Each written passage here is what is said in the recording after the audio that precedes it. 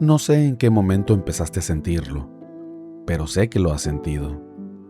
No apareció como una tragedia ni como un colapso evidente. Apareció como una incomodidad sutil, como una sensación de fondo que no se va del todo, incluso cuando todo parece estar bien. Ese momento en el que te das cuenta de que tu vida funciona, pero no termina de sentirse tuya.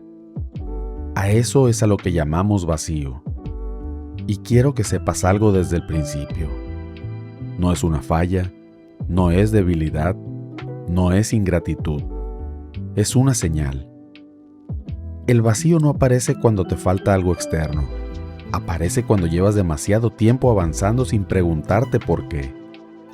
No duele como una herida abierta, duele como la ausencia de sentido. Te levantas, cumples, respondes, produces, sigues adelante, pero algo no está ahí. Y como no sabemos nombrarlo, hacemos lo que nos enseñaron a hacer: llenarlo. Más estímulo, más ruido, más velocidad, más validación. Pantallas que nunca se apagan, conversaciones que no profundizan, rutinas que no cuestionas. No para resolver el vacío, sino para no escucharlo. Porque escuchar el vacío implica aceptar una posibilidad incómoda. Que quizá construiste una vida funcional, pero no una vida alineada. Cuando el vacío permanece demasiado tiempo sin ser atendido, la mente reacciona. No con claridad, con protección. Ahí aparece el ego. No como arrogancia, no como soberbia, como armadura. El ego no nace del orgullo, nace del miedo a desintegrarse. Cuando no sabes quién eres, necesitas algo que te sostenga, y el ego te lo da. Te dice quién eres, te da forma, te ofrece estabilidad. Empiezas a aferrarte a ideas, a posturas, a versiones de ti mismo que funcionan. No porque sean completamente verdaderas, sino porque son habitables. Por un tiempo, eso alivia.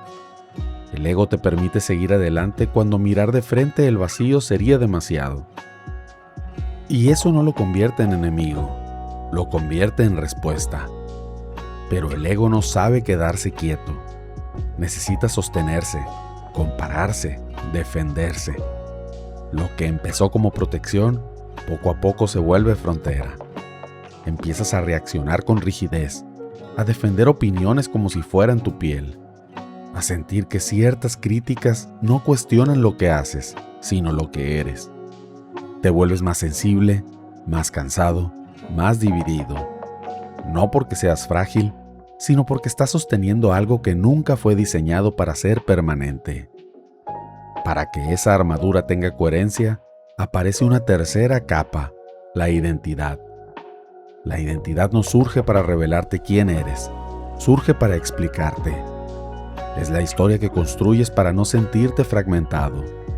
Un relato que une pasado, presente y futuro bajo una misma narrativa. Yo soy así, esto es lo mío, esto no va conmigo. Y durante un tiempo eso trae calma. La identidad ordena el caos, convierte experiencias dispersas en continuidad, te da un lugar en el mundo. El problema no es tener identidad, el problema es olvidar que es una construcción. Cuando la identidad se vuelve rígida, deja de orientarte y empieza a limitarte. Cambiar ya no se siente como crecimiento, sino como traición. Cuestionarte ya no se siente como exploración, sino como amenaza. Y entonces algo curioso ocurre. El vacío regresa. Pero ahora no por falta, sino por exceso. Exceso de definición, exceso de coherencia, exceso de personaje. Como si algo dentro de ti necesitara espacio para moverse, y la identidad ya no se lo permitiera. En ese punto aparece el miedo, no como pánico, no como terror evidente, como lógica, como prudencia, como análisis eterno, como una voz que habla con tu tono y dice: mejor después, no es el momento, ¿para qué arriesgar? El miedo no se opone a tus deseos, se opone a la incertidumbre. No le importa que seas infeliz, le importa que sigas siendo reconocible. Porque cambiar implica perder algo, una imagen, una narrativa, una versión de ti que alguna vez te sostuvo. Y perder eso se siente como una pequeña muerte. El miedo no te detiene gritándote que no puedes, te convence de que no vale la pena.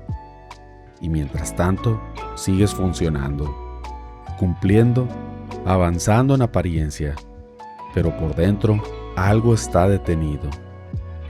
Aquí es donde muchos se quedan atrapados, analizando, entendiendo, nombrando, pero sin moverse, porque comprender no es suficiente. En algún punto necesitas algo que no dependa de cómo te sientes ese día. Ahí entra la disciplina.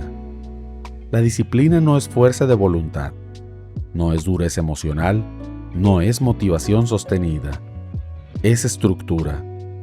Aparece cuando entiendes que no puedes depender de tu estado interno para avanzar, que el miedo va a hablar, que el ego va a negociar, que la identidad va a resistirse. La disciplina no discute con nada de eso, lo rodea, reduce decisiones, define antes del conflicto, actúa antes de que la mente empiece a justificar. No porque seas débil, sino porque eres humano. La disciplina no te libera porque te haga sentir bien, te libera porque reduce el caos. Menos negociación interna, menos fricción mental, más continuidad. Y esa continuidad es lo que permite que el cambio ocurra en el tiempo, no de golpe, no con épica, con presencia sostenida. Cuando la estructura está ahí, cuando el miedo ya no gobierna a cada paso, cuando la identidad se vuelve flexible, aparece algo más, algo que antes siempre habías evitado: la soledad. No como abandono, como espacio. Un espacio sin distracciones, sin personajes, sin urgencias artificiales. Al principio incomoda, porque ahí no puedes actuar, no puedes justificarte, no puedes esconderte detrás de la productividad. Solo estás tú. Y eso asusta porque nadie nos enseñó a habitar ese lugar. Pero si no huyes, si te quedas un poco más, algo cambia. Descubres que no todo silencio es vacío, que hay una quietud que no pide ser llenada, una claridad tranquila, no euforia, no felicidad constante, presencia. Ahí el descenso se detiene, no porque todo esté resuelto, sino porque ya no necesitas huir.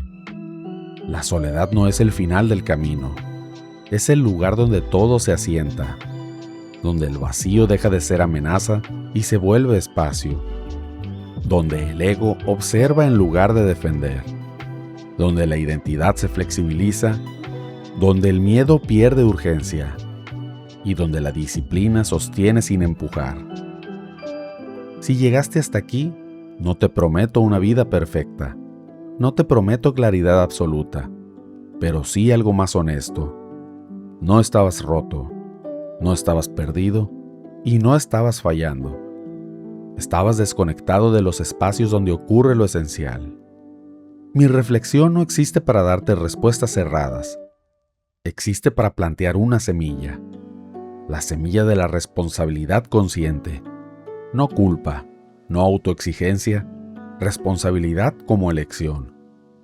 La elección de observarte, de entenderte, de dejar de vivir en automático.